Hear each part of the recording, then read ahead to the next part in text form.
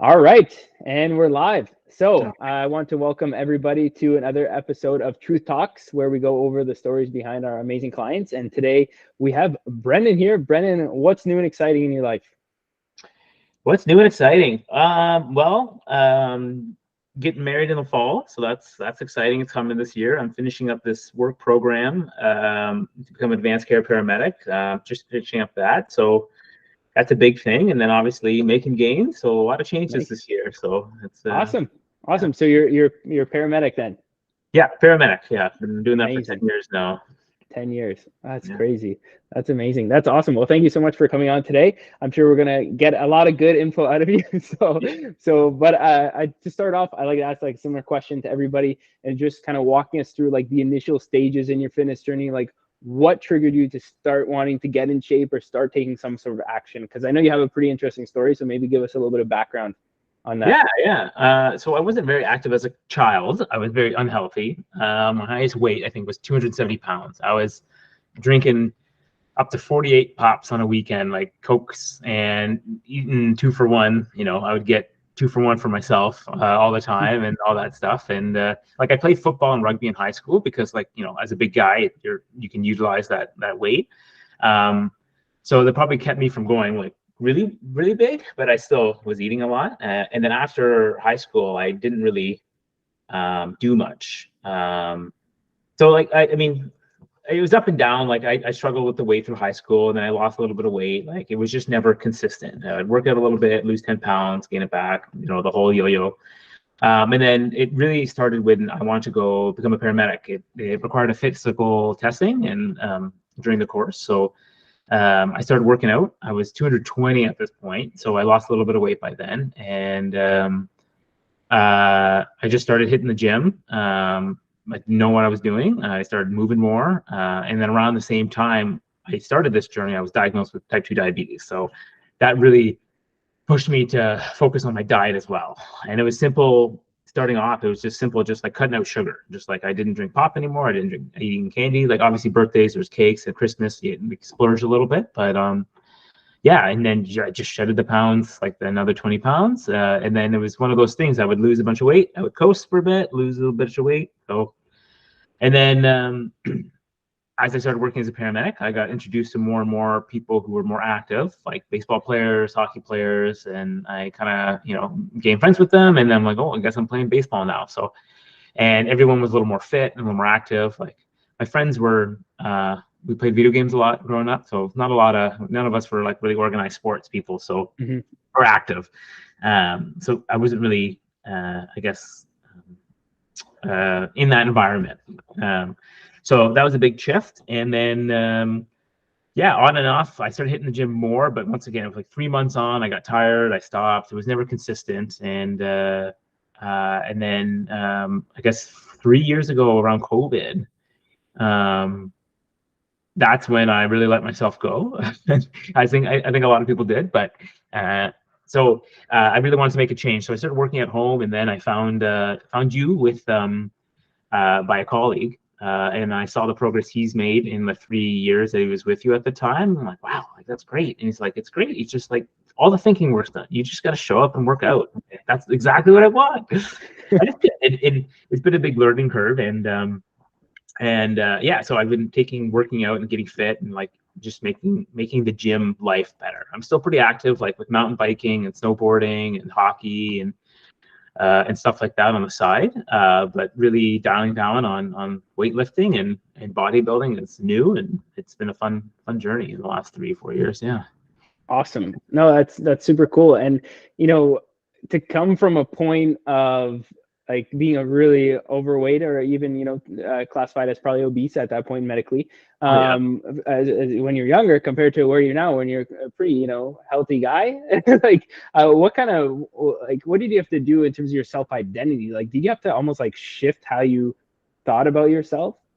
Yeah, no, it's weird because even now people are like, when they first meet me, they're like, oh man, you're pretty skinny. I'm like, no, I'm not skinny. Like I still got a gut. Like I'm not like lean, but I'm like obviously way skinnier than 100 pounds less. So I still have that body dysmorphia where I'm overweight. like it's a lot better now seeing myself in the mirror. I check myself out a lot because I'm like, wow, like I've never I try to stay positive and be like, this is Hmm. my body's never looked like this. So this is Hmm. great. And obviously there's things you want to improve. But I'm just happy where I am now and seeing what I can do and what I did it was weird. It was weird. Making that change from like really obese to like skinny and stuff. So, and just the energy levels and clothes fitting, it was a huge confidence boost for sure. Like, yeah. Definitely. No, I could only imagine, man, because like I was a little bit like chubbier at a certain point in my teenagehood, but I was never, very overweight. But even going from that to like, more lean, like I know what that did for my confidence. So I could only imagine. But yeah, that's awesome. I think it's pretty impressive. It's pretty impressive, to be honest. But not only that, but I also want you to talk about maybe like another obstacle that we've had to kind of work through. If you don't, are you comfortable talking about like your arm and Oh, yeah, yeah, sure. the and that kind of stuff? And so exactly like what exactly happened, and then how have we had to navigate around that? Yeah, so I have a brachial plexus injury. It was shoulder when I was my mom was giving birth. Shoulder dystocia, so I got stuck like this or whatever way. Like I know this shoulder was stuck, head was out, and so they couldn't get me out. I was 11 pounds when I was born, so I started off pretty big. And my poor mom was like what 5'1", so Oh my god. so I was massive, and so what they had to do is break my collarbone, and in doing so, they damaged the brachial plexus nerve bunch, and it affected my whole left arm. So I couldn't move my arm for the first 3 months of my life. I was just like flaccid, and then finally I was able to lift it, and it developed. So it's limited my range of motion. So like I can't externally rotate like this, Mhm. and then there's like some things like because the first early months, like I don't know if I can show you, but like my arm is always at this 10-degree angle. Like it doesn't straighten just because like the bones fuse here, the tendons are tightened on here, and there's limited muscle growth in this whole left arm. So Mhm. that's really affected a lot of the push exercises because like I can still do it, but it always fails on this side first. It doesn't have the muscle capacity as it right. So you just gotta like work on that. Isolation is really good.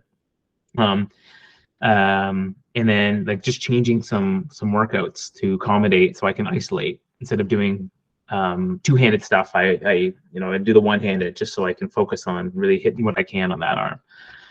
Yeah, no, it definitely makes sense. And yeah, it's just getting creative with the programming and understanding that even certain exercises like curls, we just have to have like maybe 3 or 4 variations that we know work well for us and Yeah. like kind of run through those and be okay with that. And tweaking things slightly to try to get that left side to activate, because it is tough when one side is significantly stronger and can activate significantly better for any movement like pulling, curling, pushing, as you said, right? So it's something to navigate around. But with all these things, it's like we have to focus on what is in our control. I think is the main thing, because it's easy. Oh, I can't do this, I can't do that, whatever. It's like, okay, but what can we do?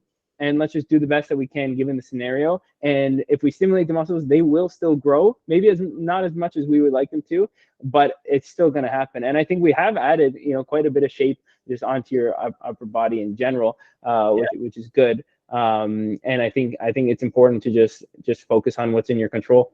Yeah, absolutely. And it translates to like my lats too. So that's hard. Those pulling exercises, I have winging, scapular winging and stuff. And so pull-ups have like I always wanted to do one and I always struggle just because of that range of motion and lack of muscle. But yeah, as you said, right, like just work on what we got, and it's a slower progression to get both at the same level, but that's all right. We're still going in that right direction. Yeah, absolutely. It is what it is, right? And maybe walk me through, or walk us through, like what we've had a few different phases so far, and we've had a few different kind of directions that we've taken things. In your mind, like what are the distinct phases you think that we've done together so far? So I think initially we started off with a cutting phase just to get back onto like this is post-COVID, chubby fat, skinny fat, or like, all that, boredom of drinking beer at home and eating chips, put on the weight in the wrong places. And so we're leveling that out, and it was good. I had a really good time doing that. It was hard for me at the beginning because I'd never really done a proper cut. I've done like little cuts now and then for like a week or two, or like maybe a month, and then I stopped. But we were on it for like 4 or 5 months, and I was ready to kill myself near the end of it, just never doing it before properly. But now, like now that I've done it, I'm like, I know what to expect. And I think that was the hardest part, right? It's just not knowing and fighting these urges. Like, what are these urges? Like, why am I waking up at 3 a.m.? I just want to eat everything. Like, let's go eat some shredded cheese out of the fridge. Like, that's how desperate I was some days. But I didn't do it all the time. But yeah, so like things like that. And then we started I think a maintenance and then a big bulk. We've been doing a bulk for quite a while now, slow and steady, which has been good. And then we've been struggling, well, not struggling, but navigating my diabetes progression. So I guess recently diagnosed with type 1. It's progressed from type 2 to I need insulin now. And that really was a huge factor in going with the strength gain, I find. But we're figuring that out. But I think the biggest thing it took, like learning how to work out properly. It's an endeavor itself. Like as I was joking earlier, it's like you just got to show up and go to the gym. Like it's more than that. It's like actually being effective at your exercises. That was the biggest learning curve I think I had, is being like, you can't just lift the weights. Like you have to purposefully move the weight, so to get that, the proper isolation of that specific muscle. So that overcompensating all of it, like the cutting, the bulking, the maintenance. So like that's been the overarching progression for me too. Yeah, and I call it like training with intent. And I know we've done a lot of technique analysis too, which has been great. And we've had some very good movements progress, like your squat, for example, like we were talking about before the call. And even like some of your other like hip hinge movements move really well. So I think, as you said, it's not just going in there and doing an exercise. It's like how much of a stimulus can we get out of this exercise while doing it safely and progress over time, I think. And that's like a big thing. I'm a big proponent of like learning how to train with intent and knowing how that feels like. And, when we can watch the video and say, okay, we had a couple more reps here, or, okay, that thing's got sloppy at the end or whatever. And then you just kind of tweak here and there. And these are all skills that you're developing. Like lifting is a skill. Each movement pattern is an individual skill. Just like riding a bike is a skill, deadlifting is a skill, squatting is a skill, benching is a skill. So you have to learn all these skills on top of these like lifestyle skills, like time management and how to organize your food and stuff like that. Like it's all a bunch of skills that you're learning kind of all at once. It's like a part-time job, and I really didn't realize that before. Obviously, it gets easier, and it has gotten a lot easier. I know what I eat now and what I can eat, and like a fast way to do it, like your staple meals that you pick up. And I think I do that because it's easier. Just like as you talked about, like take away the thinking power, right? And don't lessen your willpower. Just like, this is what I'm eating. This is it. It's already done. Don't, like, I know my grocery list. It's the same every week. And then you maybe switch up a dinner now and then. So. But yeah, no, it's honestly it's a skill. Time management, going to the gym, timing your meals for the gym to be the most effective you can. It's wild. It's all these little things I never thought about. Yeah, but then it just become habitual, and then it becomes kind of the way you do things, right? It just kind of becomes normal for you, and then those habits are so ingrained, and you have them for the rest of your life. And that's why I'm a big proponent of not thinking of it as I'm following a workout plan or following a nutrition plan. It's what skills and habits am I developing? And that's like the real way to think about it, I think. That's a good way to think about it. I never thought about it, but yeah, so that's amazing, man. I know I think you've come a long way, even just in terms of like maturing in your fitness journey, I think I would say, which is awesome. And maybe walk us through a little bit about your shift work and balancing your shift work, and with the maybe the sleep schedule and navigating that, and how do you like think about your week and think about balancing these things amidst like that shift work? Obviously I try to make like the days off, I make sure I go to the gym. That's apparent. Unless there's a big family activity or I have to go for a big event or something, then it's kind of a write-up. I try to get it done in the morning if I can, like wake up earlier, get it done so it's done for the day. And also helps setting your day straight, right? If you wake up and work out, I hate it because I'm like, I just not ready to work out in the mornings, but it takes it away off your list for the day, and it sets you up for the day, which is really good. I know at the beginning I was trying to wake up at like 3 a.m. to work out before doing my 7A shift, and it was just awful. It was just not worth it for me. So there was a lot of trial and error of timing these workouts. Focusing on getting that groove. So after work it's my time to do it if I have to. planning out the day, especially like what days am I working this week? What days do I think I'm going to be able to get off on time? What days, can I do it? Like, and especially timing too, right? You don't want to finish a shift, a 12-hour shift, come home, work out, and then wake up and be like, oh, I got to work out again. And it's only been 7 hours or whatever. And that's really hard to do. So, but yeah, it's a lot of planning for that. And making sure that, committing to it too, right? Because if you miss one or you say, oh, I'll just do it tomorrow, then it's really hard to catch up. And then you're forced to do one of those workouts back to back or something. And and then you're losing efficiency and making your life more miserable. So yeah, exactly. No, that's a great way to think about it. And it also comes down to your own personal preferences as well. But I think there's certain themes that most people can carry through. Like, for example, if it's your longest day at work, don't plan your leg day on that day. You know what I mean? So it's like choose your days. Like, okay, this is more of a work focused day, or okay, this is more of a self-care or gym day and relationship day with my partner or whatever. And like choosing your days, so you're not doing everything every day. You kind of periodize your week in some way, shape, or form, and looking at your week ahead of time and saying, okay, this is a workout day here. These are the times. This is when we're going out to dinner. This is when we're doing this. And that way you're not going on the fly, because just as you said, you don't want to be going on the fly and you don't want to have to skip things, because then it gets too overwhelming. So it's like make it predictable and just kind of run it. But I think a lot of people could be a little bit more proactive in thinking, okay, you know what? It's going to suck if I try to put my hard leg day after this shift or whatever. So why don't I not do that? Like little things like that can make a massive difference in how easy this seems. Oh, absolutely. Yeah. And it's exactly right. Like on the days off, like, okay, I'm getting this, I can sleep in, I can go work out. This will be a big workout day. I can have like proper planning, meal timing, and it just makes it so much nicer. And you definitely feel the workout, and you get way more. You can like the extra rep, you can throw in that extra 10 pounds. It's great. Yeah, no, I 100% agree. And with the sleep kind of factor, what's your kind of mindset around the sleep? Do you just kind of get more when you can get more and make up for some days where you get less? So, my situation, because I live in Beamsville and I work in downtown Toronto, it's an hour drive or so, sometimes more.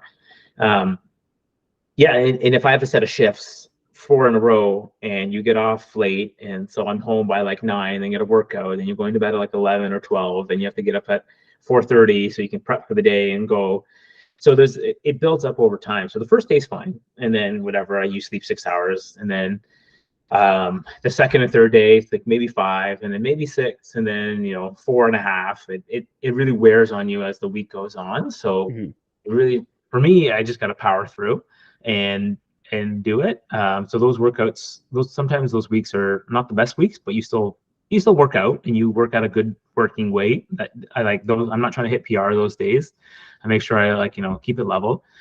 And then on the days off, if I can sleep in, I'm sleeping in. I get my 12 hours, 11 and a half, like no alarm, nothing. I make sure all my meetings or like all my appointments are like past noon, because I'm like, that morning is mine, because I need it to catch up. Yeah. So taking the rest when you can, taking the sleep when you can, type thing. Okay, that makes a lot of sense. And if you could say some of the key things that have made like fitness be able to be sustainable into your life, like over an extended period of time, because I know you mentioned there's a period of time where you'd be on a bit and then off a little bit and on. So it's like for some people that have trouble with that flip flop, what are some ways that you've been able to be sustainable over like an extended period of time and make this into more of a lifestyle versus just a phase that you're in? What I didn't realize how important is having a community to do it with, because then it kind of holds you accountable. So like Taz and I doing it together, we started this together, and it's been great. Like obviously we have different things going on, like she's cutting, I'm bulking, etc. We have different workouts, but we can still talk about it, and it's still part of our day, and it makes it easier to be like, okay, I'm doing this, you're doing this too, we're both suffering today, whatever, and we're in it together.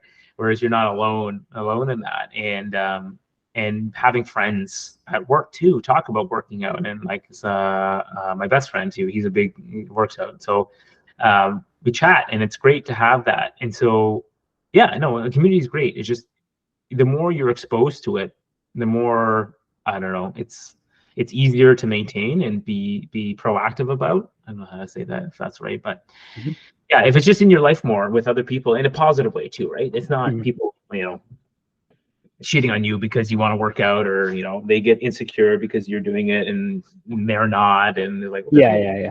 okay. But having positive community, that was a huge thing that I didn't think I realized would help me keep this going. Awesome. I love Yeah. that. Yeah, no, it's important so that you don't feel like you're in a loner, you don't feel like an outlier type thing. Yeah. But it is interesting that people will portray their own insecurities on others. Like, for Yeah. example, if somebody is insecure about the fact that they haven't maybe taken their health or fitness as seriously as they should be, and they're like discontent with how they look or whatever, they will actually put that insecurity onto other people that are doing it, which Yeah. is very interesting. Even we've had clients with certain family members, obviously I would never name any names, where the family members gives friction to the person that's trying to make a change because they're not personally ready for change, Yeah. but the person is, and it creates friction. So people are interesting, Yeah. It's like in other things too, right? Like career or whatever. It comes out in weird ways how people are insecurities, and you're just like, whatever. Mm-hmm. You do you. I'm gonna Yeah, do. exactly, man. Exactly. And different type of insecurity, but going more in towards like physical insecurity. I don't think a lot of people can really understand how it feels to like look at yourself as like a very overweight kid, and when you're younger, and like obviously that has some psychological implications as well. But the people that are maybe in that place where they are very overweight and are struggling with that, like what is a good message that you could give them, since you have that more relatability more so than I would be able to understand? Right. That's a tough one. A lot. I so for my fitness journey was brought on for specific goals, not so much because I was insecure about my weight. Um, I mean, I was lucky. I had a really good friend base that like no one made fun of me. I mean, I grew up like being made fun of by other people, but like had a good friends. I still had a really good family, so I never felt. But obviously, there's that insecurity in your head when you walk out, and it's just. And I wanted to improve on fitness because my diabetes and my job.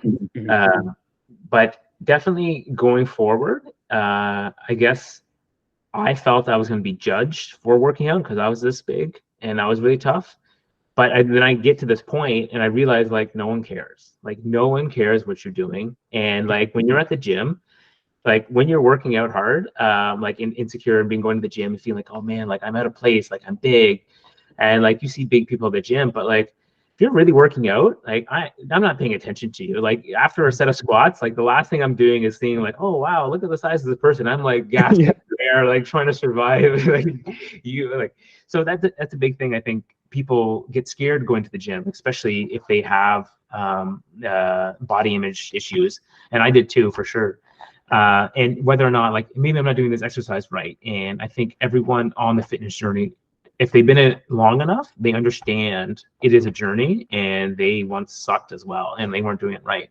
So no one is judging you, and everyone starts at a certain place. So I think that's a good thing to think about going into the gym. Is like everyone was like maybe there was like not as a beginner as you, if they grew up with working out like with family members at an early age, they might have started off a little higher, but at the same time no one knew how to squat and deadlift right away, right? It's a learning curve. So I don't want people to think that they're going to be judged when they try to do something, and it is a journey that takes time, and just like go with it, and no one cares. Like, not to say that they don't want this person to improve, but Yeah, they're not I get it. to They're get not you. there to judge. Yeah. Yeah. And no, I think that's a really, really good point. And acknowledging that the stupidest reason why you aren't taking action, the stupidest possible reason is because you're worried about other people. Yeah. Think about it logically. I'm not going to get in shape and improve how I feel about myself and improve my health because I'm worried about other people looking at me at the gym. Like if you say it out loud, it's like, why would you give so much power to other strangers that don't Absolutely. even really care like Yeah. what you're doing? Why are you giving so much power to that? Like Yeah. this is about you, and this is your journey. And you know what? If anybody is judging for being at the gym, you can send them my way, and I'll give them a kick in the ass, because that's like Absolutely, right? Yeah. It's like I've heard horror stories, right? You read online, people just being really mean, and most of the time, like, I think people at the gym understand that you're there for a reason. You're there to be fit. It's not like a club that you have to, pay into, or to, like, well, technically, but it's not a badge you have to earn to be there. It's, you're there, everyone's there. It's a community thing. So that's the thing. And I feel bad for people who had those horror stories happen to them, and that's really discouraging. And I can only imagine how that feels for their self-confidence, right? But it's rare. It's rare for sure. And just know that's 1 in a million. And if it happened, it probably won't happen again. So exactly. It's like never going on a roller coaster because you heard one breakdown and and somebody got hurt. You know what I mean? It's like it's something like that. Oh, that's a really good insight, Brennan. And maybe walk us through. Okay, so going back more towards your personal goals, what do you think is your vision in the next little while? I know we kind of just talked about diabetes, getting that under control now. You have like some new monitoring systems and some insulin that's helping us, and you can already feel the difference from that. So capitalizing on that, what's the next kind of vision for yourself in the next phase here? Yeah, well, now that I have this, and it's changed my workout drastically in this last week. It's eye-opening. So really focusing on just bunkering down and getting the gains in. I think that's the key, right? Just focusing on the day-to-day and seeing if I can make these changes, because I even with those limitations I had prior, I saw changes, and I saw the strength go up, and I saw the body change. So now that I'm more optimal in my hormones and my blood glucose, it's going to be even more improved. Like I'm going to see changes faster, I think, or more effectively. So I'm stoked about that. It gave me a positive outlook on the future, so I can work on it and do it. But yeah, just get the body going, get some more shape, get the strength going, slow by day by day, and then hopefully trim down, and maybe one day I'll see abs. 33 years old, and I've always had a belly, so it'd be interesting. Never too late, but you'll never regret investing in the foundation first. Yeah, absolutely. Which is amazing. No, that's awesome, Brendan. Do you have any other parting thoughts that you'd like to tell the listeners, or anything that you think would be valuable for them? Yeah, just keep at it, because it is a long time. I was talking about the learning curve, and we're talking about the skills you're learning, like how to work out, how to time manage, how to meal plan, and it's overwhelming. Like Taz and I were doing it together. There was a lot of fights, just being like, we're so frustrated. Like, this is like ridiculous. Why is it so hard to just think about doing this? And building blocks. If it's overwhelming at the beginning, just start with working out, and then once you get working out down, then add the nutrition, and then don't try to do everything at once, but at the same time, like, it takes a while to learn, and you just gotta keep going, and you'll get there. And that's the thing. It's in this day and age, right? Everyone wants that instant gratification. You have your phone, you have everything, get rich quick schemes. Everyone's going into crypto, but like, it's not gonna be like that. It's workout. It's same thing. DCA, dollar cost averaging, every day, right? Just put your time in the gym, and some days it's going to be not as good. Some days it's going to be really good, and it's okay. But you're still going up no matter what. Yeah, dollar cost average in your fitness journey. I love that. That's awesome. That's awesome. Oh my gosh, that's why I say, like, each workout's like a couple pennies in your piggy bank. You know what I mean? Yeah, exactly. That's kind of way to say it. No, that's awesome, Brendan. That's a good one. I might use that one. That's good. But no, thank you so much for coming on. I think this was awesome. Again, very relatable, just like I said about Taz. And I think we're gonna keep up with your journey and see some good gains in the next little bit. Yeah, absolutely. Thank you, sir. Awesome. All right.